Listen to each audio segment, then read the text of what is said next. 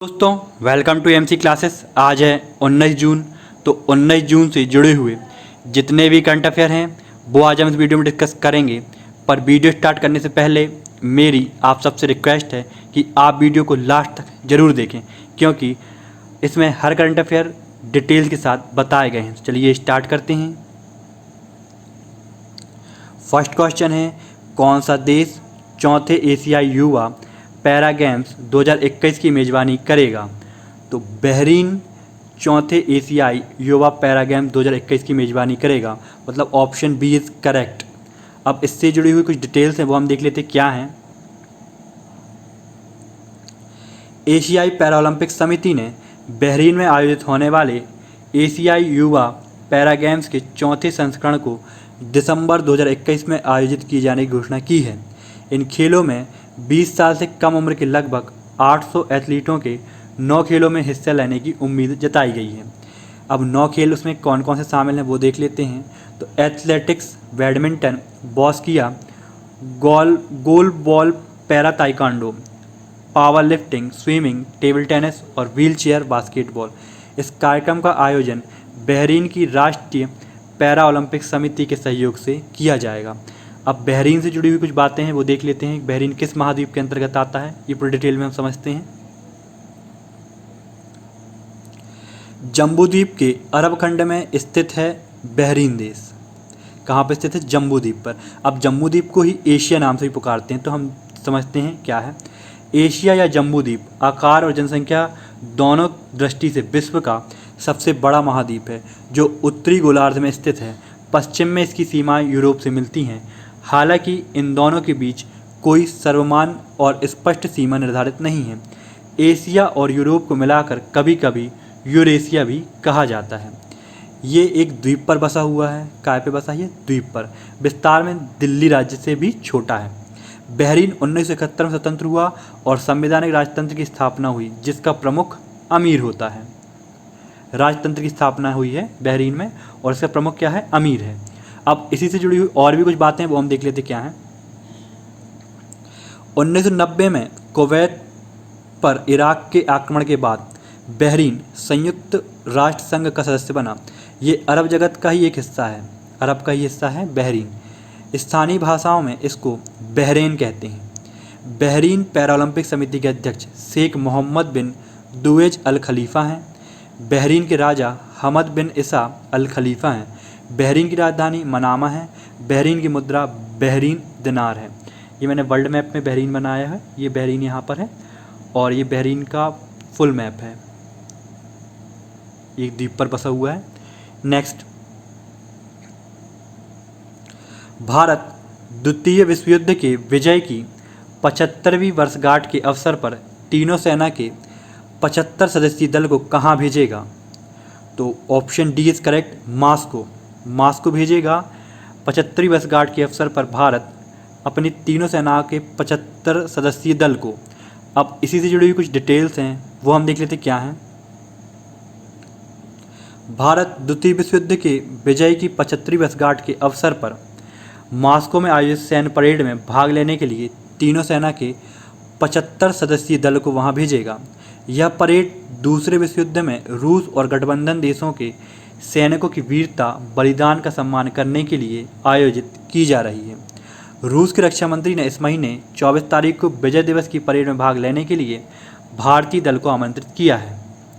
Parade में भारत की भागीदारी विश्व युद्ध के महान नायकों को याद करने में रूस के लोगों के साथ एकजुटता और श्रद्धांजलि के प्रतीक के रूप में होगी। अब और भी कुछ बातें हैं इससे जुड़ी हुई वो हम देख लेते हैं। रूस की राजधानी और यूरोप का सबसे बड़ा शहर है मॉस्को। तो रूस की राजधानी क्या है? मॉस्को। मॉस्को का शहरी क्षेत्र दुनिया के सबसे बड़े शहरी क्षेत्रों में गिना जाता है। मॉस्को रूस की राजनीतिक, आर्थिक, धार्मिक, वित्तीय और शैक्षणिक गतिविधियों का केंद्र माना जाता है। यह मोस्कवा नदी के तट पर बसा हुआ है, इसलिए इसे क्या कहा जाता है? मॉस्को। मॉस्को दुनिया के अरबपतियों का शहर भी कहा जाता है। मॉस्को को क्या कहा जाता है? दुनिया के अरबपतियों का शहर, क्योंकि यहाँ दुनिया के सबसे ज़्यादा अरबपति बसते हैं। रूस की राजधानी है मॉस्को। राष्ट्रपति हैं व्लादिमीर पुतिन मुद्रा है रूसी रूबल, प्रधानमंत्री हैं मिखाइल मिशुस्टिन, और महाद्वीप, ये किस महाद्वीप पर आता है रूस, तो यूरोप और एशिया मतलब यूरेशिया में, ये रशिया, और ये उसकी कैपिटल मॉस्को। नेक्स्ट, हाल ही में किसे खेल रत्न पुरस्कार के लिए नामित किया गया है, तो हिमा दास को खेल रत्न पुरस्कार के लिए नामित किया गया है, मतलब ऑप्शन बी इज करेक्ट। अब इससे जुड़ी हुई कुछ बातें हैं वो हम देख लेते क्या हैं। भारतीय युवा एथलीट हिमा दास को असम सरकार ने राजीव गांधी खेल रत्न अवार्ड के लिए नामित किया है। इस फर्राटा धाविका के लिए असम के खेल सचिव दुलाल चंद्र दास ने खेल मंत्रालय को 5 जून को अनुशंसा पत्र भेजा। साल 2018 में शानदार प्रदर्शन करने वाली हिमा असम के डिंग गांव की रहने वाली हैं। किस गांव की रहने वाली हैं? डिंग। महज 20 वर्ष की दास इस साल खेल रत्न के लिए नामित सबसे युवा खिलाड़ी हैं। फिनलैंड में 2018 में अंडर 20 विश्व चैंपियनशिप में वैश्विक खिताब जीतने वाली भारत की पहली ट्रैक एथलीट हिमा ने देश को कई मौके पर गौरव का एहसास दिलाया है। उपनाम इनका डिंग एक्सप्रेस है और कोच निपोन दास हैं। ये हिमा दास की पिक्चर है। Next, Asian infrastructure investment bank ने भारत को गरीब और कमज़ोर वर्ग पर पड़ने वाले कोविड-19 के प्रभाव के खिलाफ अपनी लड़ाई को मजबूत करने के लिए कितना ऋण देने की पुष्टि की है, तो 750 मिलियन ऋण देने की पुष्टि की है, मतलब ऑप्शन सी इज करेक्ट। अब इसी से जुड़ी हुई कुछ डिटेल्स हैं वो हम देख लेते क्या हैं। एशियन इंफ्रास्ट्रक्चर इन्वेस्टमेंट बैंक ने भारत को गरीब और कमज़ोर वर्ग पर पड़ने वाले कोविड-19 के प्रभाव के खिलाफ अपनी लड़ाई को मजबूत करने के लिए 750 मिलियन लगभग 5,714 करोड़ ऋण देने की पुष्टि की है।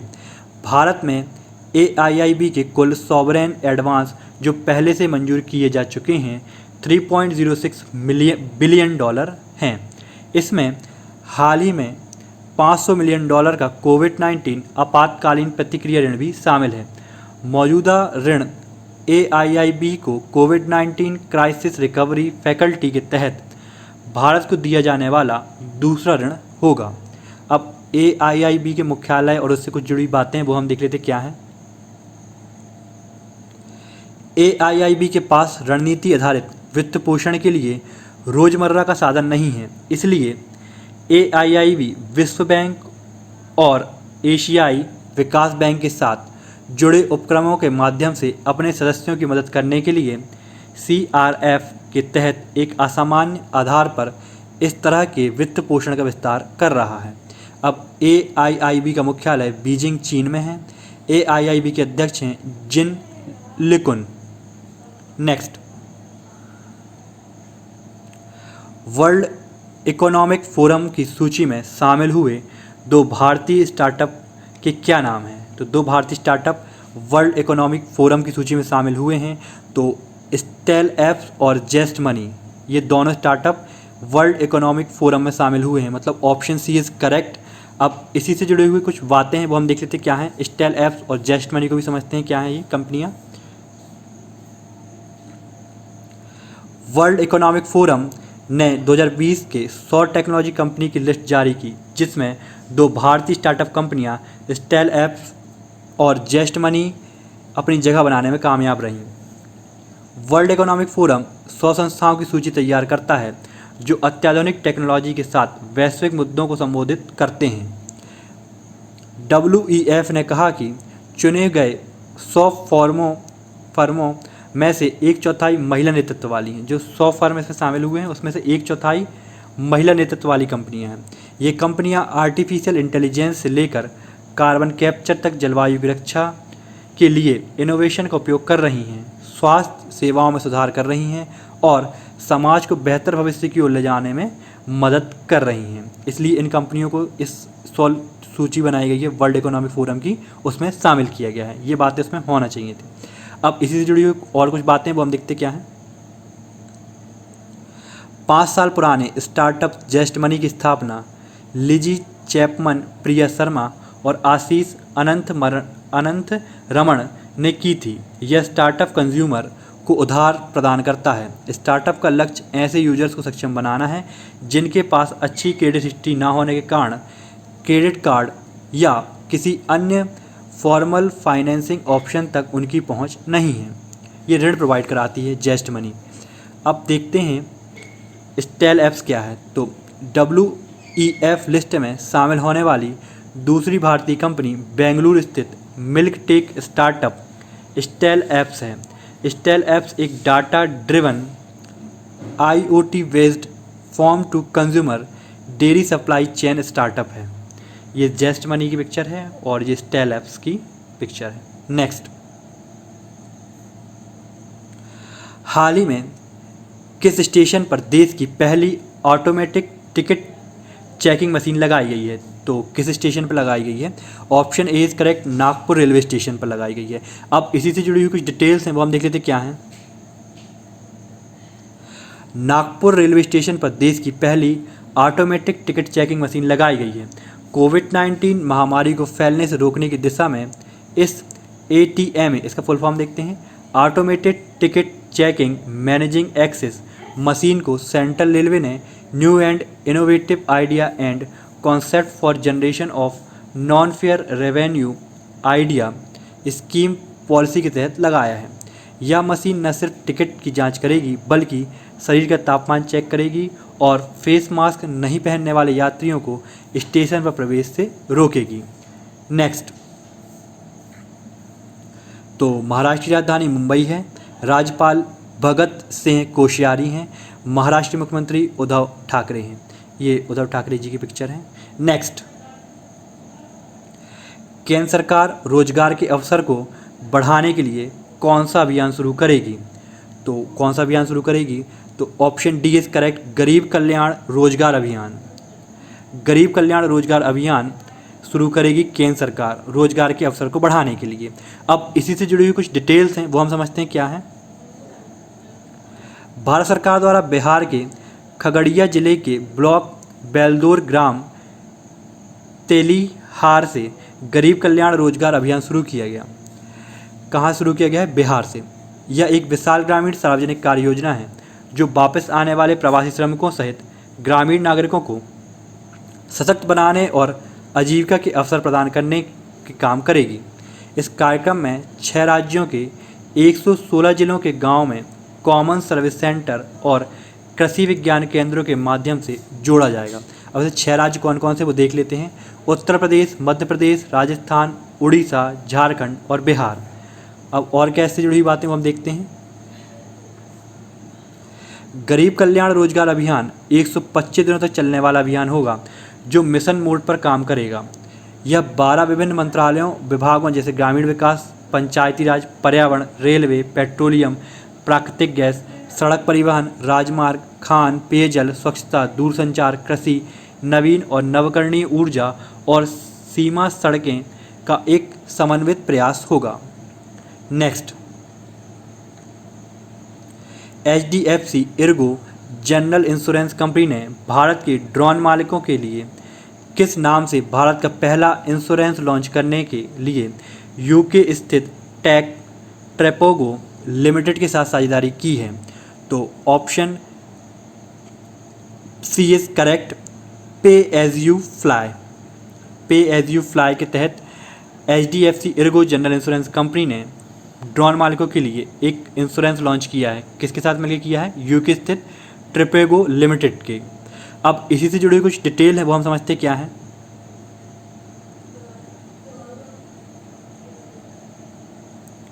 यह policy third party liability claim के लिए जीवन आश्वासन देती है जो वाणिज्यिक ड्रोन मालिकों और ऑपरेटरों को ऑन डिमांड की पेशकश की जा सकती है।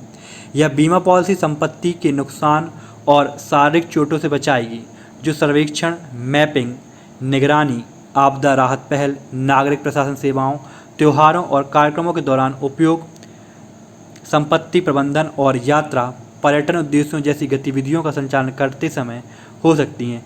इन सब कार्यों में अगर आपको चोट लगती है तभी ये बीमा पॉलिसी आपको बीमा प्रोवाइड करेगी। अब इसी से जुड़ी हुई और भी क्या डिटेल्स हम देखते हैं। इस पॉलिसी के सदस्य ट्रोपो मोबाइल ऐप पर 10 लाख रुपए तक के बीमा कवर का दावा कर सकते हैं और वे तीसरे पक्ष के दायित्व के खिलाफ खुद का बीमा करने के लिए 4 घंटे, 1 दिन या 1 महीने के कवर का चयन कर सकेंगे। HDFC इर्गो जनरल इंश्योरेंस के MD और CEO रितेश कुमार हैं। HDFC इर्गो जनरल इंश्योरेंस का मुख्यालय मुंबई, महाराष्ट्र में है। ये HDFC इर्गो की पिक्चर है। नेक्स्ट, दिव्यांगजनों के लिए समग्र क्षेत्रीय केंद्र का उद्घाटन कहाँ किया गया है? तो option A is correct, Ranchi में किया गया है। अब इसी से जुड़ी हुई कुछ डिटेल्स हैं, वो हम देख लेते क्या हैं। झारखंड के रांची में दिव्यांगजनों के कौशल विकास, पुनर्वास, रोजगार के लिए समग्र क्षेत्रीय केंद्र का उद्घाटन किया गया। इस केंद्र का उद्घाटन केंद्रीय सामाजिक न्याय और अधिकारिता मंत्री थावरचंद गहलोत और केंद्रीय जनजातीय कार्य मंत्री अर्जुन मुंडा द्वारा किया गया है। यह 21वां समग्र क्षेत्रीय केंद्र होगा जो झारखंड में विकलांग लोगों की ज़रूरतों को पूरा करने के लिए काम करेगा। नेक्स्ट क्या है? झारखंड के मुख्यमंत्री हेमंत सोरेन हैं। राज्यपाल द्रौपदी मुर्मू हैं। झारखंड की राजधानी रांची है। ये हेमंत सोरेन की पिक्चर है। नेक्स्ट, संयुक्त राष्ट्र सुरक्षा परिषद में अस्थायी सदस्य के रूप में शामिल हो गया है। कौन सा देश शामिल हुआ है संयुक्त राष्ट्र सुरक्षा परिषद में अस्थायी सदस्य के रूप में? तो option C is correct, Bharat अस्थायी रूप से शामिल हो गया है संयुक्त राष्ट्र सुरक्षा परिषद में। अब इसी से जुड़ी हुई कुछ फैक्ट हैं, वो हम देख लेते क्या हैं। संयुक्त राष्ट्र सुरक्षा परिषद में अस्थायी सदस्य के रूप में भारत शामिल हो गया है। भारत ने 193 सदस्यीय महासभा में 184 मत प्राप्त करने के बाद 2 साल के लिए चुनाव जीता है। भारत ने 2021-22 के कार्यकाल के लिए एशिया प्रशांत श्रेणी में गैर स्थायी सीट जीती, जो 1 जनवरी 2021 से शुरू प्रभावी होगी, मतलब 1 जनवरी 2021 से प्रभावी होगी। इससे पहले भारत को निम्नलिखित वर्षों के लिए परिषद के गैर स्थायी सदस्य के रूप में चुना गया था। तो वो कौन कौन से ईयर हैं वो देख लेते हैं। 1950 और 51 में भी चुना गया था। 1967, 1968 के लिए भी चुना गया। 1972, 1973, 1970, 1978, 1984, 1985, 1991, 1992 और फिर 2011 और 2012। अब और क्या फैक्ट हैं इससे जुड़े वो हम देख लेते हैं। भारत के साथ आयरलैंड, मॉस्को और नॉर्वे ने भी सुरक्षा परिषद के चुनाव जीत लिया है। संयुक्त राष्ट्र की उच्च तालिका में 5 स्थायी सदस्य और 10 अस्थायी सदस्य शामिल हैं। संयुक्त राष्ट्र सुरक्षा परिषद संयुक्त राष्ट्र के 6 प्रमुख अंगों में से एक अंग है, जिसका उत्तरदायित्व अंतर्राष्ट्रीय शांति और सुरक्षा बनाए रखना है। परिषद को अनिवार्य निर्णयों को घोषित करने का अधिकार भी है। इसे विश्व का सिपाही भी कहते हैं। क्या कहते हैं इसको? विश्व का सिपाही, क्योंकि वैश्विक शांति और सुरक्षा की जिम्मेदारी इसी के पास है। अब और क्या बातें इससे जुड़ी हुई वो हम देखते हैं। सुरक्षा परिषद 15 सदस्य हैं। सुरक्षा परिषद में 5 स्थायी, 10 अल्पकालिक, प्रत्येक 2 वर्ष के लिए। 5 स्थायी सदस्य चीन, फ्रांस, रूस, ग्रेट ब्रिटेन, संयुक्त राज्य अमेरिका हैं। इन 5 देशों को कार्यविधि मामलों में तो नहीं, पर विधिवत मामलों में प्रतिनिषेध शक्ति है। बाकी के 10 सदस्य क्षेत्रीय आधार के अनुसार 2 साल की अवधि के लिए सामान्य सभा द्वारा चुने जाते हैं। सुरक्षा परिषद का अध्यक्ष हर महीने वर्णमाला अनुसार बदलता है। संयुक्त राष्ट्र संघ के 6 अंग होते हैं। सुरक्षा परिषद 6 अंग हम देख रहे हैं, तो कौन कौन से 6 अंग? सुरक्षा परिषद, अंतर्राष्ट्रीय न्यायालय, महासभा, सचिवालय, आर्थिक और सामाजिक परिषद, न्यायस्थिता परिषद। ये 6 अंग हो गए संयुक्त राष्ट्र संघ के। संयुक्त राष्ट्र में भारत का स्थायी प्रतिनिधि TS त्रिमूर्ति हैं। कौन है संयुक्त राष्ट्र में भारत के स्थायी प्रतिनिधि? TS त्रिमूर्ति। नेक्स्ट, आयुष मंत्रालय ने कौन सा अभियान शुरू किया है? तो कौन सा अभियान शुरू किया है आयुष मंत्रालय ने? Yog at home yoga with family. Yog at home yoga with family programme Ayush मंत्रालय ने शुरू किया है। अब इससे जुड़ी कुछ डिटेल्स है वो हम देख लेते क्या है। आयुष मंत्रालय ने अंतर्राष्ट्रीय योग दिवस 2020 को चिन्हित करने के लिए योग at home yoga with family अभियान शुरू किया है। अभियान के तहत मंत्रालय लोगों को अपने घर से योगासन करने के लिए प्रोत्साहित करेगा, जबकि कोविड-19 महामारी के दौरान लगाए गए सामाजिक भेद और अन्य प्रतिबंधों को बनाए रखेगा। आयुष मंत्रालय आयुर्वेद, योग और प्राकृतिक चिकित्सा, यूनानी, सिद्ध और होम्योपैथी विभाग, संक्षिप्त में आयुष, ये सब का संक्षिप्त नाम क्या है? आयुष। आयुर्वेद, योगा, है ना, और प्राकृतिक चिकित्सा, यूनानी, सिद्ध, होम्योपैथी, सबका शॉर्ट फॉर्म क्या है? आयुष है। भारत सरकार का एक सरकारी अंग है। अब और क्या बातें इससे जुड़ी वो हम देख लेते हैं। इसका उद्देश्य उपर्युक्त की शिक्षा और अनुसंधान को बढ़ावा देना है। जो हमने वो बातें देखी आयुष में क्या क्या शामिल है, उसके क्या है, इसका उद्देश्य है कि शिक्षा और अनुसंधान को बढ़ावा देना, उससे जुड़ी हुई जितनी भी बातें। आयुष मंत्रालय को 9 दिसंबर 2014 को आयुष विभाग को विस्तृत कर बनाया गया। आयुष मंत्रालय ने आयुष आपके द्वार नाम का एक योजना 2018 में बनाया, जिसके तहत आयुर्वेद तथा यूनानी अस्पताल के 5 किलोमीटर के दायरे में आने वाले गांव में निःशुल्क चिकित्सा कैंप लगाए जा रहे हैं। संस्कृत में आयुष का अर्थ जीवन होता है। क्या होता है आयुष का अर्थ संस्कृत में? जीवन।